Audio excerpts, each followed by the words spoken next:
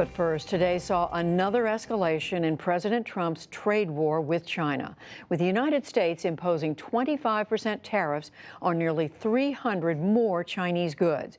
Beijing responded immediately.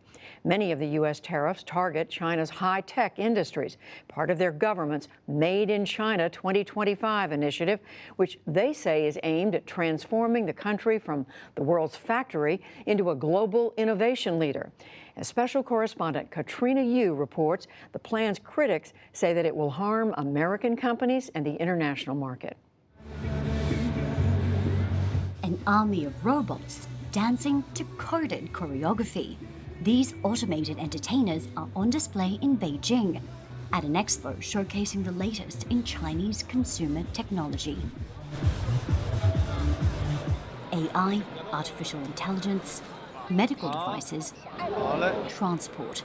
These are just some of the 10 sectors that make up the country's technology master plan, Made in China 2025. An initiative that aims to transform the country from a manufacturer of cheap goods into an innovation powerhouse. And as Jake Parker from the US-China Business Council explains, the list doesn't end there.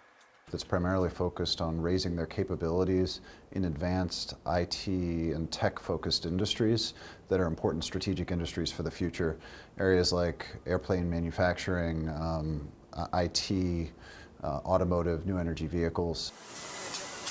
By setting strategic targets and spending billions of dollars on state subsidies, China hopes to build a technology empire that competes not only with the United States, but Germany and Japan. And this southern Chinese city is at the center of it. In less than 2 decades, Shenzhen, across the border from Hong Kong, has transformed from a sleepy fishing village into China's Silicon Valley.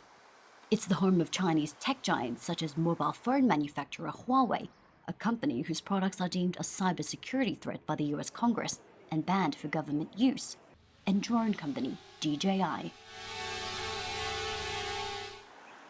Today, Shenzhen's GDP alone is around $400 billion.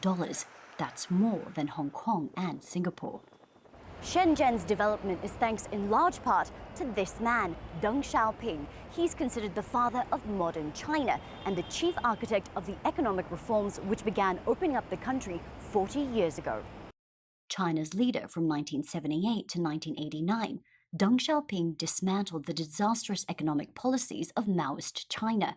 He made it possible for companies to privatize and eventually relaxed market controls.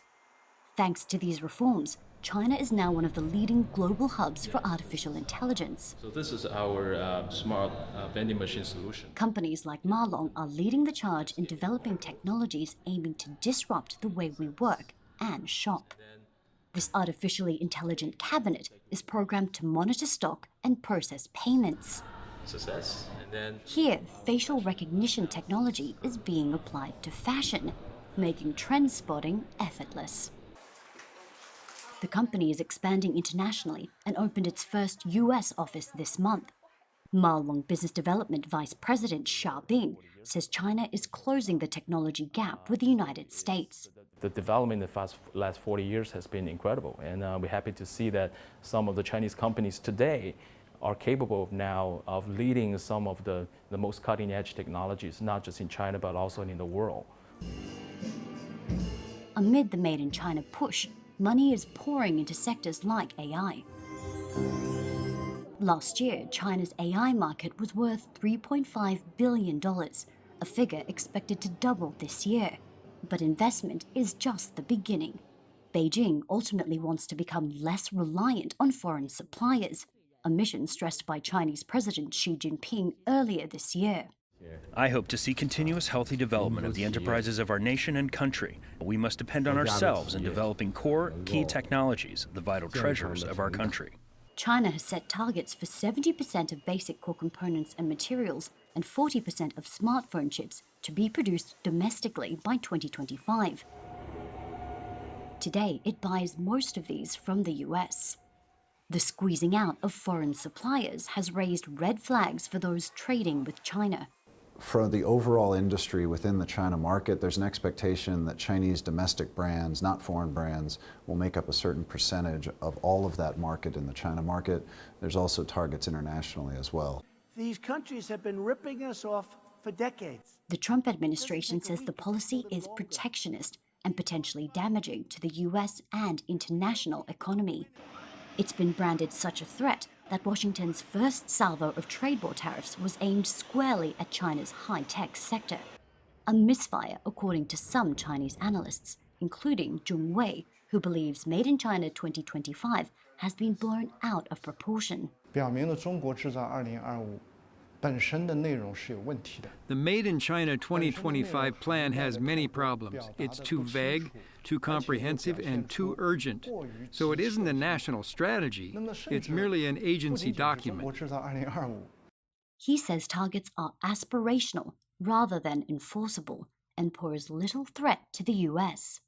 这是绝对 It's 不可 impossible that China can ever dominate these industries, because these 10 industries include all technical related industries in the country. Beyond Shenzhen's skyscrapers, the city's grittier outskirts reveal the other side of the country's high-tech drive. At Sanhe labor market, migrant workers bid for ad hoc work at chip and smartphone factories. The backbone of China's tech sector, most are paid just over $20 a day, working under rough and often unregulated conditions. They refused to appear on camera, but told the NewsHour they were happy at least to be getting work. Despite lagging behind the developed world, China's high-tech industries are pushing forward. From Made in China to Made by China for China.